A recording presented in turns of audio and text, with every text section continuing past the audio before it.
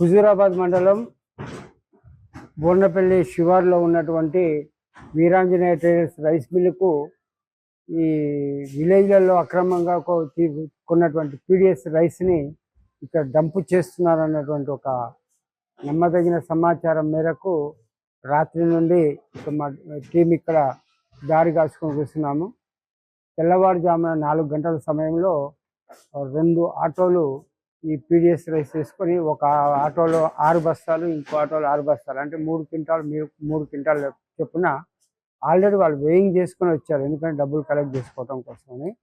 ఇట్లా 2 ఆటోలలో ఆటో వాళ్ళని విచారిస్తే వాళ్ళు చెప్పినటువంటి గంటు మల్లేష్ అని ఒకతను, కుమార్ అని ఒకతను, బత్తుల కుమార్, ఈ ఇద్దరు ఆటో డ్రైవర్స్ కమ్ ఓనర్స్ వాళ్ళు ఇక్కడికి ఇది 3వసారి రావటం అని చెప్పారు.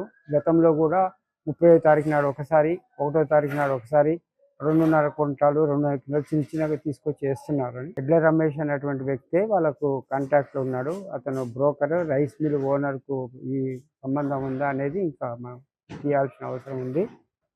అక్కడ చిగురుమామిడి విలేజ్, సుందరగిరి విలేజ్, ఆ చుట్టుపక్కల గ్రామాల్లో ఇంటింటికి తిరిగి 12 రూపాయలకు కిలో చొప్పున కొనుక్కుంటున్నారు. ఇప్పుడు డిపార్ట్మెంట్ డిఎం వాళ్ళు, డిఎస్ వాళ్ళకు ఇన్ఫర్మేషన్ ఇచ్చాము మేము మార్నింగే. ఆ డిఎం గారు లేబర్ని, లారీని, హమాలీస్ని అంతా పంపించారు. డిఎస్ఓ గారు ఇప్పుడు లోకల్ డీటీని వాళ్ళందరినీ ఇక్కడికి పంపించారు. ఇప్పుడు లూజ్గా ఉన్నటువంటి బియ్యాన్ని బస్తాల్లోకి నింపుతున్నాము.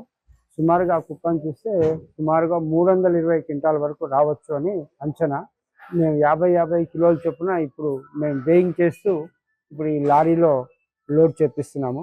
ఇక్కడ MLS పాయింట్లో ఈ బియ్యాన్ని మేము అక్కడ భద్రపరిచినాక ఈ వెహికల్స్ని, ఈ డ్రైవర్లని, తర్వాత దీనికి సంబంధించిన మిల్లర్ కావచ్చు, బ్రోకర్ కావచ్చు, ఎవరైనా సరే అందరి మీద పోలీస్ స్టేషన్లో క్రిమినల్ యాక్షన్ కోసం కేసులు పెట్టడం జరుగుతుంది. Local to global news at your finger tips.